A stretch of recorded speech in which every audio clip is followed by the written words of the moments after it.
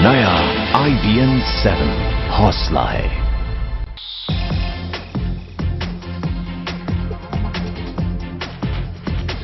केजरीवाल का साथ छोड़ बीजेपी में शामिल हुई शाजिया इल्मी का क्या कहना है? केजरीवाल की पार्टी मुद्दों से भटक गई है, वो ये कहती है। वो शाजिया से कुछ देर पहले हमने बातचीत की है और तमाम जो सवाल कुमार विश्वास ने खड़े किए हैं उनके जवाब भी शाजिया से जानने की कोशिश की। आइए सुनते हैं। और इस वक्त अब हमारे साथ हाल ही में भारतीय जनता पार्टी में शामिल हुई शाजिया इल्मी मेरे साथ मौजूद है। शाजिया, अभी कुछ देर पहले मैं आपके पुराने साथी कुमार विश्वास से बात कर रहा था। उन्होंने बहुत सी इश्यूज उठाए हैं, उनके जवाब मैं आपसे पूछूंगा ही, लेकिन मैं आपसे फिलहाल ही जानना चाहता हूं बीजेपी में इतनी परेशानी क्यों है? इतनी ज्यादा विद्रोह, इतना ज्यादा बगावत, ये तो कार्डर बेस्ड पार्टी है, शराफत की पार्टी है। जवाब दे पाएंगी? हालांकि आप बीजेपी में नई नई शामिल हुई है। बिल्कुल, मैं जवाब देना भी चाहूंगी। और अभी मैंने देखा थोड़ी देर पहले कितने वहां पे लोग नाराज थे क्योंकि कुछ लोग को टिकट नहीं दिया गया, लेकिन थोड़ी देर बाद आपने देखा कि कैसे वापस अनुशासन लाया गया। और ये होता है, आप देखिए अरविंद केजरीवाल जिन जिन सभाओं में जा रहे हैं, कोई अंडा फेंक रहा है, कोई टमाटर फेंक रहा है, कोई थप्पड़ मार रहा है। और यहाँ पे भी हर पार्टी में ये पॉलिटिक्स है। जो लोग सिर्फ टिकट के लालच में होते हैं, जाते हैं और उनको टिकट नहीं मिलता है, तो जाहिर सी बात है उनके सपोर्टर्स जो हैं एक न्यूसेंस वैल्यू क्रिएट करते हैं। लेकिन मैंने जो थोड़ा बहुत बीजेपी की मुझे समझ है और मैंने रिपोर्ट भी किया है कई सालों से, तो एक डिसिप्लिन है, एक आयरन हैंड भी जरूर है, हम कहेंगे उसको, लेकिन डिसिप्लिन है। और हमने उसका फौरन असर देखा। हमने देखा मनोज तिवारी ने कोई बात कही, लेकिन उसका फौरन ही मतलब दो चार घंटों में ही उसका स्पष्टीकरण आया।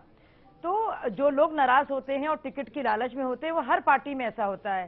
कांग्रेस में फिलहाल अभी इसलिए नहीं हो रहा है क्योंकि वहां पे टिकट के लिए कोई लोग लेकर इतने उत्सुक ही नहीं है। तो क्योंकि ये जो है बीजेपी और आप में भगदड़ ज्यादा है। अगर ये डिसिप्लिन जी, अगर ये डिसिप्लिन पार्टी है, इतनी अच्छी पार्टी है, तो आप पहले क्यों नहीं इसमें आई? पहले आप क्यों बीजेपी के खिलाफ बोलती रही?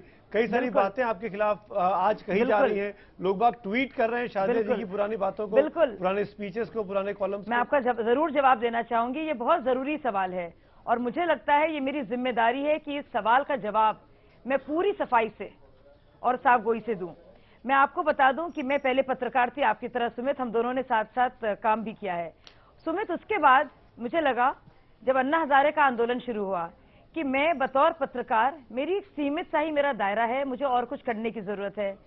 अन्ना हजारे आंदोलन में मैं आंख बंद करके कूद गई। तब अन्ना हजारे का आंदोलन भी इतना बड़ा आंदोलन नहीं था, और क्योंकि हम उस वक्त ज्यादातर यूपीए के बारे में और सारी पार्टियों के बारे में बोलते थे, तो और हम लोग खुद पार्टी नहीं थे, तो जाहिर सी बात है कि कोई भी पार्टी हमें अच्छा नहीं मानती थी। तो एक तरह से मैं अपना पॉलिटिकल करियर शुरू करने से पहले ही तबाह कर रही थी सारी पार्टियों के खिलाफ बोलकर, क्योंकि मेरे मन में कोई इच्छा भी नहीं थी इलेक्शन लड़ने की या इस तरह का रास्ता कभी बनेगा। अन्ना हजारे का आंदोलन देखा और मुझे सच में लगा कि राजनीतिक जरिया भी एक जरिया है, सिर्फ धरना करने से काम नहीं चलेगा, पॉलिटिकल प्रोसेस में आना जरूरी है। और इसीलिए आम आदमी पार्टी बनी और मैंने उस साइड का साथ लिया जो आम आदमी पार्टी बनाने की बात कर रहा था, एक पार्टी बनाने की। और मुझे लगता है बहुत तरीके हैं बदलाव के, बहुत तरीके हैं। सुनिए, मैंने बहुत ज्यादा, लेकिन शाजिया, आम आदमी पार्टी ने कुछ मुद्दे उठाए, जो मुद्दे जन लोकपाल जैसे, दागी लोगों को लेके, ऑर्डिनेंस को लेके, ये तमाम चीजें बीजेपी ने बदली नहीं है। नरेंद्र मोदी को प्रधानमंत्री बनने 7-8 महीने हो चुके हैं, फिर आप क्यों, कैसे इन्फेचुएट हो गई, या कैसे आप बीजेपी की तरफ आकर्षित हो गई? इन्फेचुएट मेरे ख्याल से एक बहुत ही भद्दा शब्द है जो आप इस्तेमाल कर रहे हैं, और मैं बिल्कुल इससे इत्तेफाक नहीं रखूंगी। मैंने देखा कि किस तरह से प्रोपेगेंडा किया गया और सारे चैनल एक वक्त में किस तरह की स्टोरी चलाते थे जब 2002 के दंगे हुए। लेकिन आपको याद होगा सुमित, 4-5 सालों से जब जब लोगों ने मुझसे सवाल पूछा अन्ना हजारे आंदोलन के दौरान भी कि आप कांग्रेस के खिलाफ बोलती हैं, इससे भाजपा को फायदा मिल रहा है, तो मैंने इसका जवाब दिया। तो मेरी अग्नि परीक्षा तभी हो गई थी। और मैं इस बात का आपको जवाब देती हूँ कि पिछले 6-7 महीनों में आपने कोई करप्शन का स्कैम देखा, सुने के बारे में सुना है? कोई आपकी नजर में कोई भी स्कैम आया है? सारी अब सुर्खियों को देखिए, आपने एक भी स्कैम, आप डिसिप्लिन को लेकर देखिए, क्या जितने भी ब्यूरोक्रेट्स है क्या टाइम पर नहीं जाते? 6-7 महीने का टेन्योर तो बहुत कम होता है। नहीं, बिल्कुल 49 दिन में केजरीवाल के खिलाफ भी कोई मामला नहीं आया था। बहुत मामले आए, आपने क्यों छोड़ दिया फिर? मैं खुद उल्टा कुमार विश्वास से सवाल, करप्शन, मुझे जवाब देने दीजिए। देखिए सुमित, थोड़ा वक्त लगेगा, थोड़े आप पेशेंट हो जाइए हमारे साथ, धैर्य से। देखिए, आम आदमी पार्टी जिस मकसद के लिए बनी थी, आम लोगों को मुख्य धारा में लाने के लिए, आम आदमी पार्टी खुद स्वराज को भूल गई। जो स्वराज की स्थापना जिसने की थी विनोद बिन्नी ने, उसी को हटा दिया। जब उसने बात की मंत्री बनने की या बात नहीं की तो उसको मौका परस्त बता दिया गया। तो जो अरविंद केजरीवाल का साथ देते हैं जो और गुट का हिस्सा होते हैं, वो तो सब बड़े देशभक्त होते हैं, और जो जरा सा सवाल उठाते हैं वो हो जाते हैं मौका परस्त। तो ये किस तरह के डबल स्टैंडर्ड्स हैं? खुद उनकी फंडिंग में डबल रिसीट्स, डुप्लीकेट रिसीट्स हैं, और उसकी कॉपीज आपके पास शायद होंगी या मैं भिजवा दूंगी। मैं किसी और शाजिया, ये आपने आम आदमी पार्टी में रहते हुए क्यों नहीं बिल्कुल कहा? आपको कैसे मालूम मैंने नहीं कहा? आपको कैसे मालूम कि मैंने नहीं कहा? आपको कैसे मालूम मैंने नहीं कहा कि पैराशूट कैंडिडेट्स नहीं आने चाहिए? तो क्या यही वजह रही आपकी पार्टी छोड़ने की? नहीं, मैंने सारी वजह बताई। मैंने कहा कि एक चौकड़ी है वहां पे जो आगे नहीं बढ़ने देती। अगर आप आवाज उठाते हैं तो आपको मार्जिनलाइज कर दिया जाता है। ये सारी बातें मैंने उठाई। मेरा अंदाज नहीं है गाली गलौज करने का, बदतमीजी करने का। मैं शराफत से हट गई उस रास्ते से। मेरे साथ इतना सैबोटाज हुआ, लेकिन मैंने कुछ नहीं बोला। लेकिन सब लोग जानते हैं, सब लोग जो है चीख चिल्लाकर अपनी परेशानी बताने वाले लोग नहीं हैं। लेकिन बहुत ज्यादा, मैं आपको बता नहीं सकती हूँ कितना ज्यादा विरोधाभास है। जो बात को हाई कमांड नहीं होगा, आप सब जानते हैं कितना बड़ा हाई कमांड है, कैसे एक चौकड़ी शामिल है। जरा सी विरोध की आवाज, इतनी ज्यादा विरोधाभास है वहां पे, तो शाजिया इल्मी आम आदमी पार्टी के खिलाफ चुनाव क्यों नहीं लड़ रही है जो कि पिछली बार आम आदमी पार्टी हाँ, सुमित बताएं, क्योंकि अगर मैं चुनाव लड़ रही होती तो आप मेरे से वो सवाल पूछते कि आप तो बड़ी मौका परस्त हैं, आपको टिकट मिल गया तो आप जा रही हैं, इसीलिए ताकि आप। तो मैं अभी भी पूछ रहा हूं, लेकिन आप बीजेपी की हवा देख के मौका परस्ती में कांग्रेस में कोई टिकट नहीं ले रही हूँ। और मुझे बीजेपी में यकीन है, मुझे कांग्रेस में यकीन नहीं है। कांग्रेस का भ्रष्टाचार के बारे में आप सब जानते हैं। आपने अभी तक पिछले 7 महीनों में एक भी भ्रष्टाचार का मामला बताया? आपने कभी सुना नरेंद्र मोदी को खुद या किसी भी केंद्रीय मंत्री को मुसलमानों के या दलितों के खिलाफ बोलते हुए? क्या आपने कभी सुना बीजेपी किसी और भी लीडर को या पुराने कार्यकाल में पहले के लीडर्स को महात्मा गांधी का नाम लेते हुए और स्वच्छ भारत अभियान की बात करते हुए? क्या पहली बार आप सबने नहीं देखा किस तरह से डेवलपमेंट का मुद्दा जो है उसको पूरी तरह से तूल पकड़े हुए? क्या हमको कंट्रीब्यूट नहीं करना चाहिए? ये बताइए, हमको कंट्रीब्यूट नहीं करना चाहिए? क्या मेरा हक नहीं है कि मैं स्वतंत्र भारतीय की तरह अपनी पॉलिटिकल सोच बदलूं? बिल्कुल तो मेरा पूरा हक है और मैं उसको एक्सरसाइज करूंगी। और मैं बहुत खुश हूं, आप यकीन नहीं करेंगे, मैंने ना टिकट मांगा, और आप देखेंगे भी मुझे आगे से कि मैं पॉलिसी को लेकर, सैनिटेशन को लेकर और अर्बन सिटीज के काम को लेकर, गवर्नेंस को लेकर बहुत ज्यादा काम करना चाहती हूं।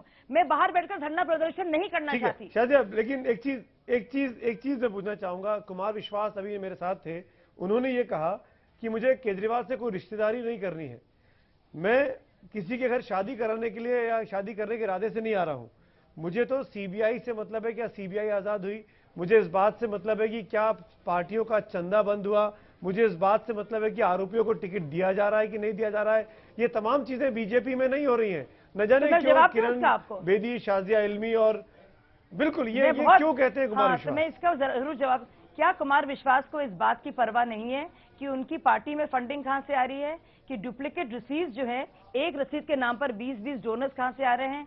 क्या इनको फिक्र नहीं कि 60 करोड़ कहते हैं, कोई साबित कर दे तो मैं आम आदमी पार्टी के खिलाफ वही बात हो गई, वही बात हो गई। वो अरविंद भी कहते हैं कि वो तो मैंने पब्लिक डोमेन में ला दी है बात, आप देखते रहिए, और बहुत सारे ऐसे प्रमाण हैं, आप देखिए। वो ये भी कहते हैं कि जन लोकपाल बिल अगर अरविंद ने पास नहीं कराया तो अरविंद के खिलाफ भी बोलूंगा।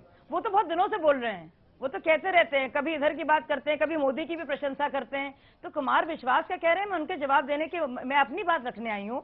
मुझे कोई इस बात से मतलब नहीं कुमार विश्वास मेरे बारे में या किसी के बारे में क्या कहते हैं, ये उनकी अपनी राय है। मैं चाहती नहीं इस तरह की मड स्लिंगिंग में मैं तू मैं फंसूं, ना ही मैं उसका हिस्सा बनना चाहती हूँ। अगर अरविंद केजरीवाल आम इंसानों को मुख्य धारा में लाना चाहते थे, मैं उनसे सवाल पूछना चाहूंगी, बीजेपी अगर इतनी खराब पार्टी है और एमसीडी अगर इतना भ्रष्ट है, तो उसी एमसीडी के इतने ढेर सारे कॉर्पोरेटर्स, चाहे वो नरेश बालियान हो, चाहे वो फतेह सिंह हो, चाहे वो सही राम हो, चाहे वो परमिला टोकस हो, चाहे वो करतार सिंह तंवर हो, वो कैसे हो गए? यानी कि जब वो एमसीडी में थे और वो भाजपा या कांग्रेस में थे तब तो बड़े भ्रष्ट थे, पर आम आदमी पार्टी ने टिकट दिया, स्टैम्प लगाया और सब हो गए, उनका शुद्धिकरण हो गया। वाह वाह वाह वाह वाह। प्रशांत भूषण, शांति भूषण जैसे लोग नहीं दिख रहे हैं। और कुमार विश्वास मेरे साथ बातचीत में कह रहे हैं कि मैं केजरीवाल के साथ नहीं हूं, मैं मुद्दों के साथ हूं। कहीं ना कहीं उनकी भी नाराजगी, पर उन्होंने मोदी की भी बहुत तारीफ की वो भी थी, दिखाई देती है। उन्होंने लेकिन मेरा नरेंद्र सवाल, मोदी की बहुत तारीफ की थी, मुझे याद है। वो इंटरव्यू भी आप चलाइएगा। मेरा सवाल दूसरा है, क्योंकि शाजिया आप आम आदमी पार्टी में रह चुकी हैं और आप बीजेपी पर भी में शामिल हो चुकी हैं। ये इल्जाम लगा था कांग्रेस पार्टी की तरफ से कि बीजेपी की बी टीम है आम आदमी पार्टी। क्या आपने आम आदमी पार्टी में रहते इस बात को महसूस किया कि बीजेपी या बीजेपी के लोग उस वक्त में कांग्रेस को बदनाम करने के लिए आम आदमी पार्टी को मदद कर रहे हैं? नहीं, देखिए, मैं यही बात आपकी मानूंगी कि जब मैं अन्ना हजारे आंदोलन का हिस्सा थी तो ये सवाल बार बार पूछा गया, क्योंकि पिछले 4 साल में जो मेरा सफर रहा है वो एंटी कांग्रेस ज्यादा रहा है, क्योंकि नरेंद्र मोदी तो नए दुश्मन बने ना आम आदमी पार्टी के। लोकसभा चुनाव में विधानसभा तक तो शीला दीक्षित थी और कांग्रेस पार्टी ही दुश्मन थी, जहां तक आपको याद होगा, 1 साल पहले की बात है। तो तब तो सारे पोस्टर्स हमारे शीला दीक्षित के खिलाफ ही थे। तो जिस तरह से आरोप लगते हैं वो कन्वीनियंस के हिसाब से लगते हैं। किसी का भ्रष्टाचार ज्यादा नजर आता है क्योंकि उस पार्टी से टक्कर है, इसीलिए ये बात तो आपको माननी पड़ेगी शाजिया। मुझे बोलने जो बात अब योगेंद्र यादव और अरविंद केजरीवाल बोल रहे हैं कि क्योंकि नरेंद्र मोदी पर आंच ना आए इसलिए दिल्ली में किरण बेदी का चेहरा आगे कर दिया गया, जबकि बाकी 4 विधानसभाओं में ऐसा नहीं किया। बीजेपी अपना कैंडिडेट घोषित करने से बचती रही। क्या ये बात ठीक है, आपको ठीक लगती है? नहीं, देखिए, अगर किरण बेदी जी का चेहरा नहीं लाया जाता और महाराष्ट्र या फिर हरियाणा की तरह बात होती, तब आप हमसे सवाल पूछते कि बीजेपी ने कोई चेहरा ही नहीं दिखाया। तो वो तो हर तरह से सवाल बनता है ना। मैं भी पत्रकार रही हूँ, तब ये सवाल होता। शायद इस सवाल के बदले ये सवाल पूछा जा रहा है। तो उन्होंने कहा भाई बड़ी मुसीबत हो रही है, केजरीवाल लगे हुए हैं कि कोई है नहीं, चलो हम किरण बेदी को कर देते हैं आगे। और किरण बेदी, मैं बता दूं आपसे इस बात के बारे में, किरण बेदी के साथ भी मैंने बहुत काम किया है, बहुत सालों से जानती हूँ। उनके आने से और जो भी अंतरकलह होगी बीजेपी की, लेकिन वो भी सोच समझकर, ये एक मास्टर स्ट्रोक है और मुझे लगता है स्ट्रैटेजी के तौर पर, कैंपेनिंग के तौर पर और उत्साह के तौर पर इससे बहुत फर्क पड़ेगा। क्योंकि अगर अरविंद केजरीवाल के पास वो मॉरल नैतिकता वाली स्टैंडिंग है, अब तक स्टैंडिंग जो बना के उन्होंने रखी है, उसका पूरे की पूरा जो तकरार रहेगा। तो आप ये कह रही हैं कि किरण बेदी के आने से बीजेपी में भले ही डिफरेंसेस दिखाई दे रहे हो, लेकिन 7 तारीख को जब वोट पड़ेंगे सब एकजुट हो जाएंगे, पार्टी पूरी अनुशासन के दायरे में आ जाएगी। जी, ऑलरेडी अनुशासन के दायरे में आ गई है पार्टी। अगर आप देखिए, क्योंकि मैं वहीं पे थी, मैं वहीं से आ रही हूँ, और फौरन उन लोगों ने कहा, और जो कैंडिडेट्स है जिनको टिकट नहीं मिला गया उनसे मेरे ख्याल से बात भी की गई, और उन्होंने कहा भी कि हम अपने सपोर्टर से कहते हैं जाए। और ये हमेशा होता है, ये हमेशा होता है कि जो लोग, और ये गलत है, मैं इसे गलत मानती हूँ कि अगर आप दिखाना चाहते हैं कि आपका बड़ा समर्थन है तो आप आए और बजाय अंदर बात करें, आप सड़कों पर आए, चाहे वो आम आदमी पार्टी के अंदर हो या कांग्रेस के अंदर हो या बीजेपी के अंदर हो। तो इसको अच्छी नजर से नहीं देखा जाता। आप पहले नेगोशिएट करें टिकट के लिए, फिर माने उसे। तो ये मैं खुद से सही नहीं मानती। चलिए शाजिया, अब एक आखिरी सवाल जरूर पूछूंगा मैं आपसे, जाते जाते वक्त की कमी है। नंबर 2 पे कौन है आम आदमी पार्टी को? क्योंकि नंबर 1 पे तो आप बीजेपी ही बोलेंगी, बीजेपी में शामिल हो गई है। आपका दुश्मन नंबर 1 कौन है, आम आदमी पार्टी या कांग्रेस? नहीं, मुझे लगता है लड़ाई आम आदमी पार्टी से है और आम आदमी पार्टी दूसरे नंबर पर है, पर बढ़त बहुत ही साफ तरीके से भाजपा की है। और चाहे बाहरी दिल्ली को देखा जाए, जो काम हर्षवर्धन नहीं कर पाए वो किरण बेदी कर लेंगी। देखिए, हर्षवर्धन जब लड़े थे, आप देखिए अच्छी खासी सीटें आई थी, तब भी बीजेपी को सबसे ज्यादा सीट्स मिली, और लोकसभा में 7 की 7 सीट्स मिली हैं। 32 पे रुक गए, 7 की 7 सीट्स मिली हैं। आप कैसे बात कर रहे हैं? 32 पे रुक गए थे, 36 हो जाएगा इस बार। 32 जो है बहुत अच्छा नंबर है। 36 हो पाएगी? 32 बहुत अच्छा, मेरे ख्याल से हो जाएगी, ज्यादा होगी मुझे लगता है। चलिए शाजिया, शुक्रिया हमसे बात करने के लिए, आपने वक्त निकाला, हमारी तरफ से बहुत बहुत धन्यवाद। तो ये थी शाजिया इल्मी, कांग्रेस आम आदमी पार्टी छोड़कर बीजेपी में हाल ही में शामिल हुई शाजिया इल्मी। कांग्रेस पार्टी का धुर विरोध करती रही, आज भी बीजेपी को जम के डिफेंड कर रही।